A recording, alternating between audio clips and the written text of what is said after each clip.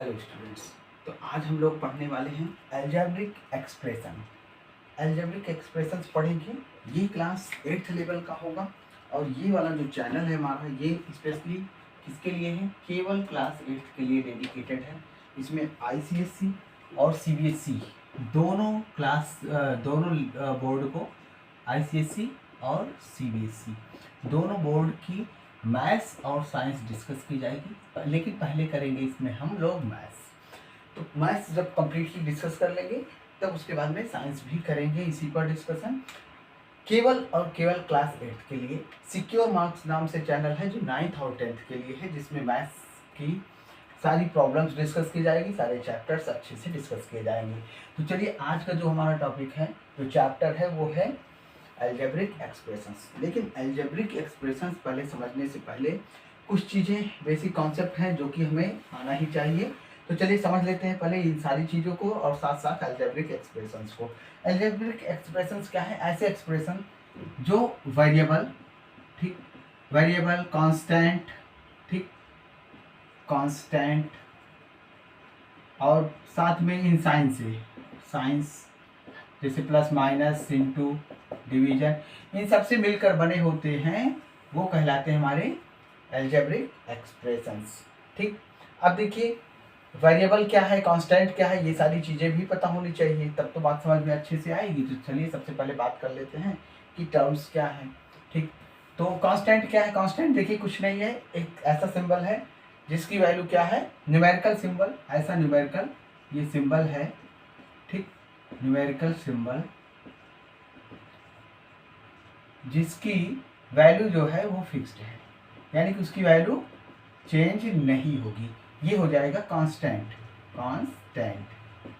Variable क्या है? Variable वो चीज़ें हैं जिसकी वैल्यू चेंज हो जाती है। जैसे 3x लिखा है तो यहाँ पर 3x की क्या वैल्यू आएगी, वो डिपेंड किस पर कर रहा है? वो डिपेंड कर रहा है x पर, कि x की क्या वैल्यू होगी। अगर x की वैल्यू 0 हो जाती है तो 3x की वैल्यू भी 0 हो जाएगी। x की वैल्यू अगर मान लीजिए 1 हो जाती है तो इसकी वैल्यू क्या आ जाएगी? 3 आ जाएगी। मान लीजिए x की वैल्यू 2 हो गई तो इसकी वैल्यू क्या आ जाएगी? 6 आ जाएगी। इस तरीके से अगर इसकी वैल्यू 10 हो गई तो इस x की वैल्यू 10 हो गई तो इसकी वैल्यू क्या आ जाएगी? 30 आ जाएगी। यानी कि पूरी तरह किस पर डिपेंड कर रहा है? x के ऊपर डिपेंड कर रहा है। x की वैल्यू वेरिएबल है ना, x जो है हमारा यहाँ पर वेरिएबल हो जाएगा क्योंकि x की वैल्यू वेरी कर रही है, चेंज हो रही है। वेरी करने का मतलब क्या होता है? चेंज हो रही है, इसलिए ये वेरिएबल हो गया। अब मान लीजिए यहाँ पर ये 1 वेरिएबल हो जाएगा। देखिए एक ही यहाँ पर ऐसी क्वांटिटी है जिसके ऊपर ये डिपेंड कर रहा है, इसकी वैल्यू केवल x है, ठीक। तो यहाँ पर ये 1 वेरिएबल हो जाएगा। जैसे x प्लस वाई है इक्वल्स टू 5, तो ये 2 वेरिएबल का इक्वेशन हो जाएगा, ठीक है ना। तो 1 वेरिएबल 2 वेरिएबल पहले डिस्कस कर लिए। तो देखिए x की वैल्यू अगर 1 है तो y की वैल्यू क्या होनी पड़ेगी? 4 होनी पड़ेगी, तभी तो ये 5 आएगा।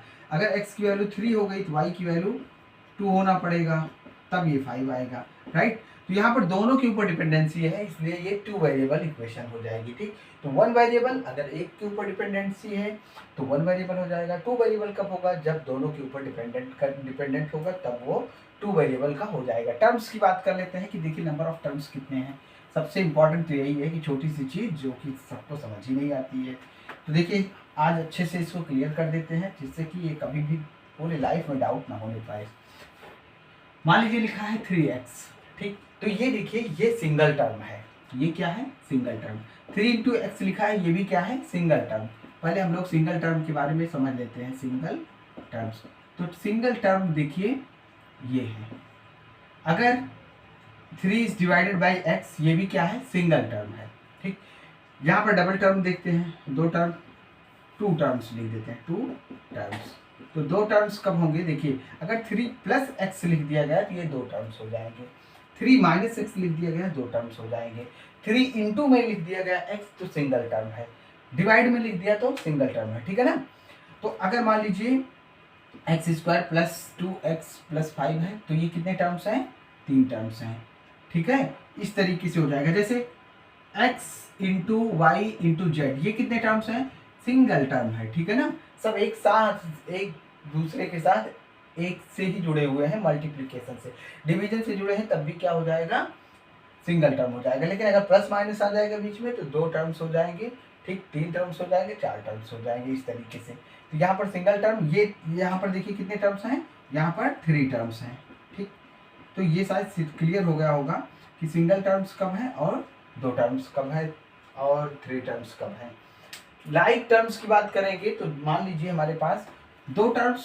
अब देखिए ये जो लाइक और अनलाइक डिसाइड कौन करेगा, ये डिसाइड करेगा कि वेरिएबल कौन सा है और उस पर पावर कितनी है ना। जैसे मान लीजिए 3x² है, ठीक, और यहाँ पर है 7x²। तो 3x² और 7x², हमको कोफिशिएंट नहीं देखना है, हमको केवल ये वेरिएबल देखना है। x² यहाँ पर भी है, x² यहाँ पर भी है, तो ये क्या हो जाएंगे, लाइक टर्म्स हो जाएंगे, ठीक ना।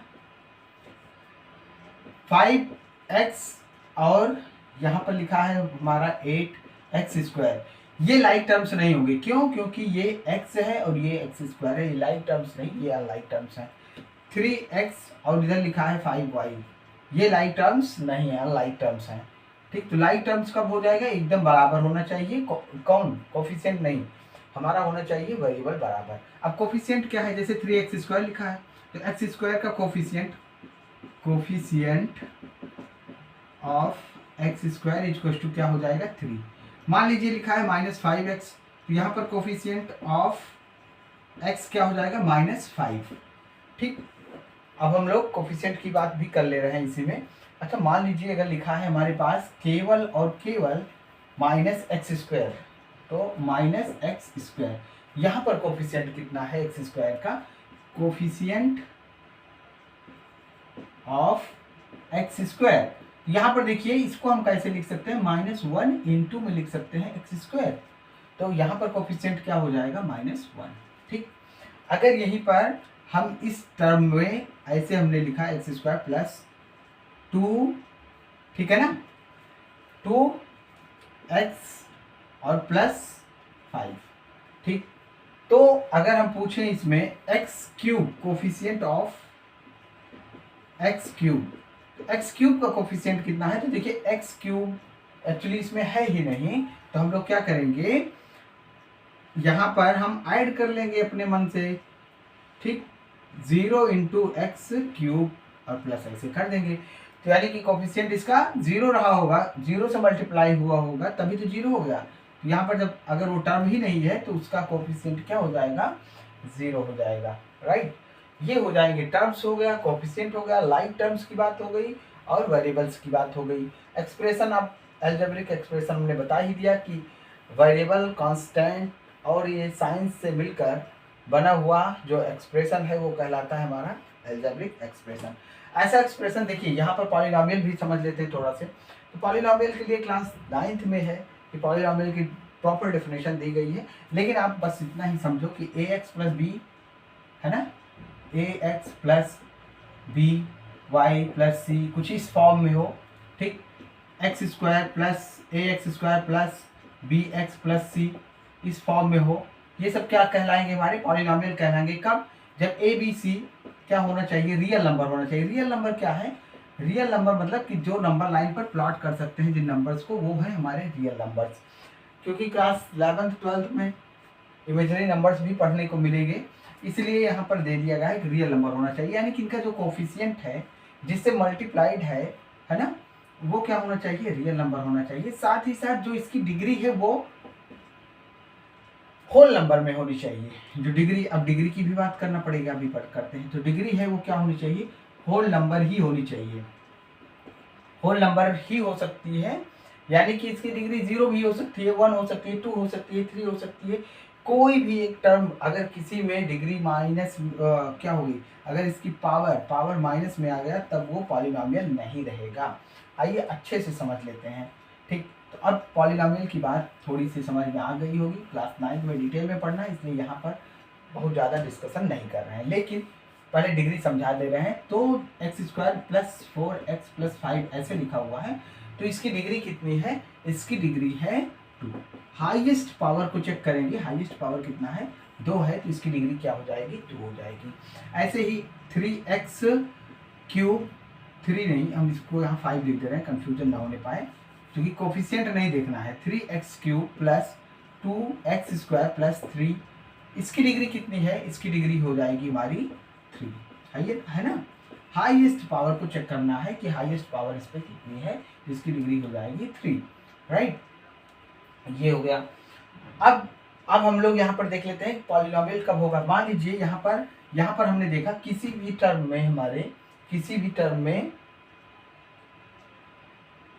है ना, किसी भी टर्म में हमारे वो नहीं होना चाहिए, क्या नहीं होना चाहिए, जो पावर है उसकी नेगेटिव नहीं होनी चाहिए। तो ये पॉलिनोमियल है, हाँ है, हाँ यस ये पॉलिनोमियल है। लेकिन अगर यहाँ पर देखिए, अगर ऐसे हो जाता माइनस में और प्लस 2x² प्लस 3, पॉलिनोमियल ये हो जाएगा, हाँ ये हो जाएगा, हाँ। लेकिन ये मना कर दिया, अगर ये मना कर दिया तो ये पूरा का पूरा पॉलिनोमियल नहीं रह जाएगा, ठीक। अब बात कर लेते हैं मोनोमियल, बाइनोमियल, इनकी सबकी। तो देखिए सिंगल टर्म है वो भी क्या है, पॉलिनोमियल है। दो टर्म्स हैं तब भी पॉलिनोमियल है। जैसे 3x ये पॉलिनोमियल है, हाँ ये भी पॉलिनोमियल है। केवल 5 के बारे में पूछे, ये पॉलिनोमियल है, हाँ कैसा पॉलिनोमियल है, ये कांस्टेंट पॉलिनोमियल है, ठीक है ना। ये क्या है, कांस्टेंट पॉलिनोमियल। अब ये क्या कहलाएगा, ये 3x। तो देखिए इसमें नंबर ऑफ टर्म्स कितने हैं, कितने टर्म्स हैं, 1। तो ये कहलाएगा हमारा मोनोमियल। मोनो मतलब होता है एक, है ना। तो ये हो जाएगा मोनोमियल। अगर x² प्लस 5x ऐसे लिखा है, ये पॉलिनोमियल है। पहले तो यही चेक करना है पॉलिनोमियल है कि नहीं।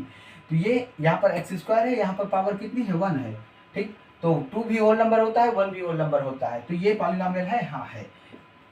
ये हो जाएगा हमारा, क्या हो जाएगा, बाइनोमियल। बाइनोमियल, बाई मतलब होता है दो टर्म्स हैं तो बाइनोमियल हो जाएगा, ठीक। अच्छा देखिए x³ प्लस 3, क्या ये पॉलिनोमियल है। दोनों चीज एक साथ डिस्कस हो जाएगी, पॉलिनोमियल है कि नहीं पहले ये बताना है।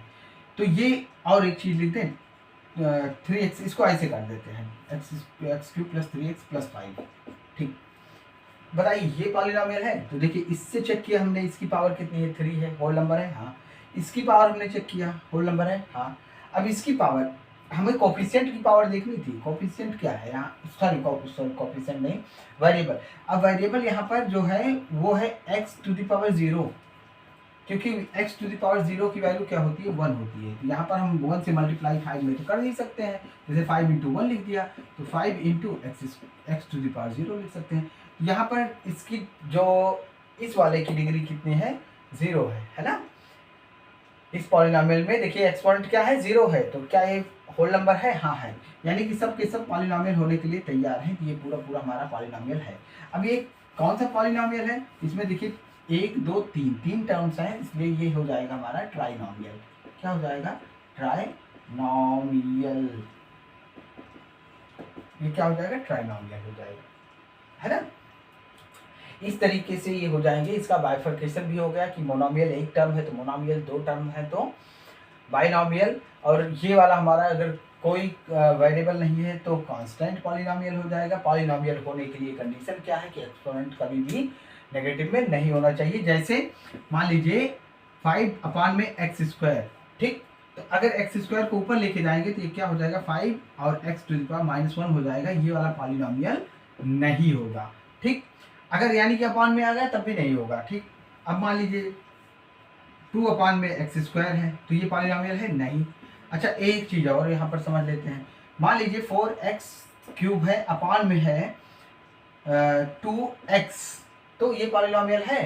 तो पहले सॉल्व कर लेंगे, 2 से 2 काट दो, 4 को काट दो, 2 आ जाएगा, x से काट दो, ये पावर कितनी हो जाएगी, 2 हो जाएगी। तो क्या आएगा, 2x²। अब देखना है, अब पॉलिनोमियल है, हाँ है, ठीक। तो सॉल्व करने के बाद ही देखना है, ऐसे नहीं देख लेना है कि आधे अधूरे पर ही हम आंसर दे दें। खैर ये क्लास 9th का था, लेकिन तब भी डिस्कस कर लिया हमने। आगे बढ़ते हैं, लीनियर पॉलिनोमियल समझते हैं, फिर क्वाड्रेटिक, ये सारी चीज़ें समझ लेते हैं क्या होता है। लीनियर में देखिए क्या हो जाएगा, लीनियर, क्वाड्रेटिक और क्यूबिक। छोटी सी बात है, इसको भी समझ लेते हैं। अगर डिग्री, अभी हमने टर्म्स की बात किया था इसमें, लेकिन इसमें क्या होगा, डिग्री अगर 1 है, ठीक, डिग्री 1 तो लीनियर, ठीक। वहां पर टर्म्स मोनोमियल, बाइनोमियल, इसमें टर्म्स की बात की थी। डिग्री अगर मान लीजिए हुई 2 तो ये हो जाएगा हमारा क्वाड्रेटिक। डिग्री 3 हुई तो ये हो जाएगा क्यूबिक। एग्जाम्पल देखिए, x प्लस 2 इक्वल टू 0, इसमें डिग्री कितनी 1 डिग्री का है, तो ये कौन सा पॉलिनॉमियल हो जाएगा, लीनियर पॉलिनॉमियल हो जाएगा। X square plus 5x plus 6, इसमें डिग्री कितनी, डिग्री कह रहे हैं नंबर ऑफ टर्म्स नहीं, इसलिए हमने जानबूझकर 3 टर्म्स का लिख दिया। डिग्री कितनी 2 है।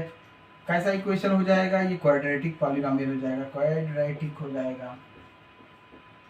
X cube plus 2x square plus 5x plus 6, ठीक, ये कैसा हो जाएगा, ये हो जाएगा क्यूबिक पॉलिनॉमियल, है ना, क्यूबिक, क्योंकि इसकी डिग्री कितनी है, डिग्री है 3, अगर डिग्री 3 तो हो जाएगा क्यूबिक पॉलिनॉमियल, राइट।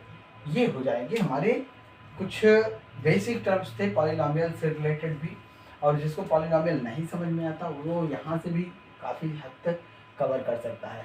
अब अगर कोई टॉपिक पढ़ाते हैं जिसमें इन सब की ज़रूरत पड़ेगी तो हम केवल बता देंगे कि यहाँ पर हमने पढ़ाया है और आप वहाँ पर देख लीजिए, राइट। तो अब इसको हम लोग डिस्कस नहीं करेंगे इसके आगे।